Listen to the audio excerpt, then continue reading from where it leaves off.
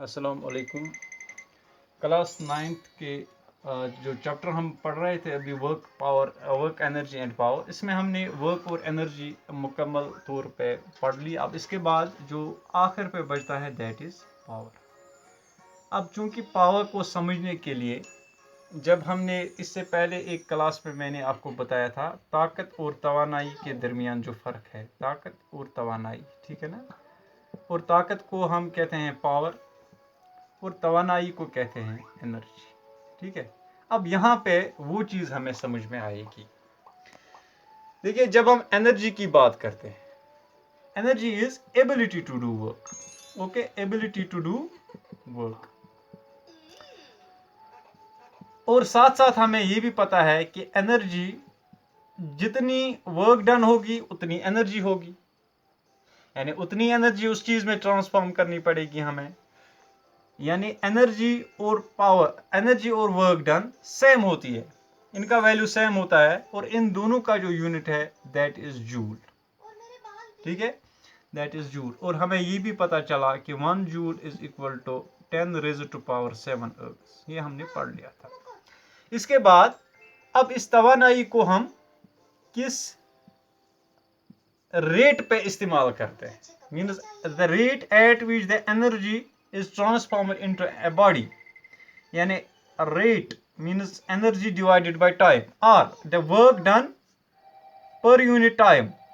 किस अंदाज में, किस रफ्तार से हम किस टाइम, कितने टाइम में हम कितनी वर्क डन करते हैं, means rate of doing work, rate of doing work, उसको हम साइंस में कहते हैं that is called the power of any body, power of any body. अब इसमें ताकत कितना है, कितनी एफिशिएंसी से वर्क कर सकता है, कितने टाइम में कितनी वर्क करेगा कोई भी चीज़।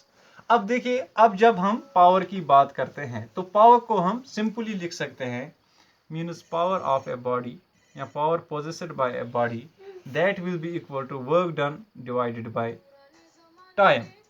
और वर्क डन तो होता है F इंटू एस, तो हम कह सकते हैं F into s by t. अब यहाँ पे आप देखिए, displacement per unit time that is called the velocity of a body. तो हम ये भी लिख सकते हैं कि power of a body is equal to force into velocity. समझ में आ गया इतना, यानी force into velocity of a body that is equal to it is power.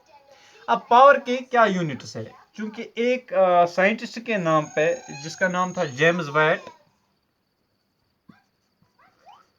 अब ये जो यहाँ पे यूनिट आना चाहिए दैट वुड बी, क्योंकि ये तो जूल है, that force newton into metre that is joule, और फोर्स इंटू डिस्प्लेसमेंट का यूनिट जूल है, तो जूल पर यूनिट पर सेकंड, टाइम का तो यूनिट है सेकंड, जूल पर सेकंड को हम इसी के एजाज में, इसी साइंटिस्ट के एजाज में इसके नाम पे जो यूनिट रखा है हमने दैट इज कॉल्ड वैट, ठीक है ना।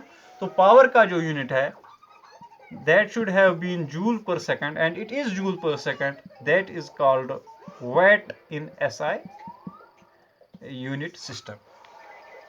तो इसके बाद अब हम देखेंगे कि एक जो वैट है उसका वैल्यू कितना होता है। अब देखिए, अगर हम मेगा यूनिट्स की बात करें, जो बड़े बड़े यूनिट्स होते हैं पावर में, डिफरेंट यूनिट्स है, जैसे किलो वैट्स है। 1 किलो वैट होता है 1000 वैट्स, ठीक है, 1000 वैट्स के बराबर, means it is 1000 joules per second. अगर कोई चीज कितनी एनर्जी यूटिलाइज करता है 1000 जूल्स, या 1000 जूल्स वर्क डन करता है सिर्फ 1 सेकंड में, तो हम कहते हैं कि it has the power of 1 kilo VAT. इसी तरह से एक और यूनिट जो हम करते हैं यूज, जैसे कि गाड़ियों वगैरह में होता है, दैट इज कॉल्ड द क्या बोलते हैं उसको, horse power, that is called horse power, और 1 हॉर्स पावर होता है दैट इज इक्वल टू 746 वाट, ठीक है ना। Means if 7,746 joules of work are done in 1 second, we call it the power possessed by that body which can perform a work of 764 joules in 1 second, we call it as a power of 1 house power, ठीक है ना। इसी तरह से चूंकि अब हमने ये भी देखा कि पावर जो है it is dependent on the energy and the work done, तो हम पावर को क्या लिख सकते हैं, पावर E/T, तो ये भी लिख सकते हैं।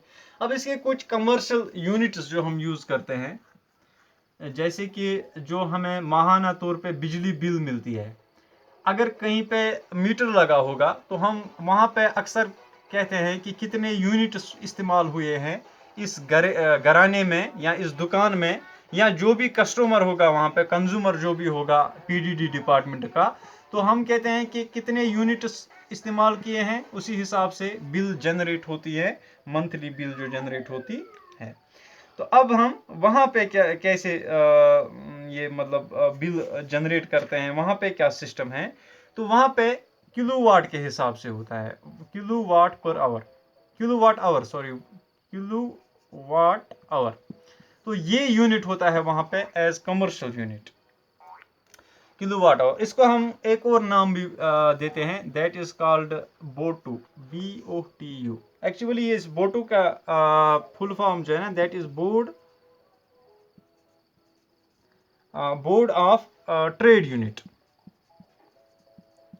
तो इस बोर्ड ऑफ ट्रेड यूनिट को हम सिंपली लिखते हैं यूनिट, ठीक है ना। तो जो मैं अभी आपको बता रहा था यहाँ पे, ये unit it is actually derived from this word BOTU, board of trade unit, and simply written as unit, and 1 unit is kilowatt our.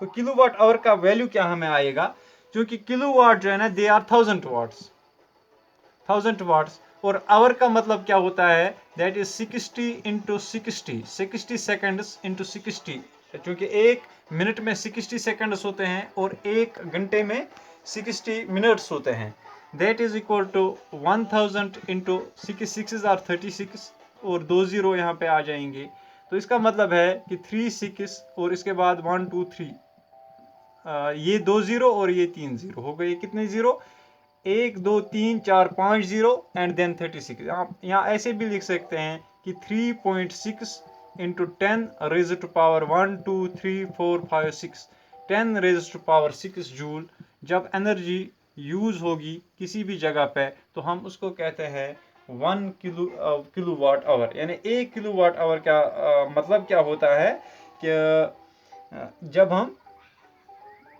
3.6 into 10 raised power 6 joule energy use करेंगे, या work done by the electricity that is provided to our homes is 3.6 into 10 raised power 6 joules. तो जब इतने joules काम हो गए हम हमारे घर पे, या इतनी जूल्स एनर्जी हम यूज करते हैं अपने घराने में, तब बिजली महकमा जो है ना, जो पीडीडी डिपार्टमेंट है, हमसे पूछता है कि 1 यूनिट आपने यूज़ किया है, और उसी के हिसाब से जो यूनिट का रेट होगा, फॉर एग्जांपल अगर 7 रुपये या 10 रुपये होंगे 1 यूनिट का, तो अगर हम 50 यूनिट यूज़ करते हैं फॉर एग्जांपल, तो इसी हिसाब से हमें बिल जो मिलेगी दैट विल बी 350। तो इस तरह से बिल जनरेट होती हैं हमारे जो कमर्शियल यूनिट है इसका, इलेक्ट्रिसिटी का या एनर्जी कंज्यूम करने का, तो इसी अंदाज से बिल वहाँ पे जनरेट होती है।